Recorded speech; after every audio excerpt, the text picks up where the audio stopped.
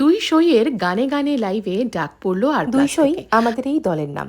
আমাদের এই দলের পান্ডা আমি এবং আমার বেস্টি কৌসুমী। লাইভ ছিল সকাল 7টা থেকে 9টা পর্যন্ত। সবকিছু সেরে নেওয়ার পরে আমাদের দুজনেরই পেয়েছিল প্রচন্ড খিদে। পৌঁছে গেলাম আমরা গ্লেনবার্ন ক্যাফেতে।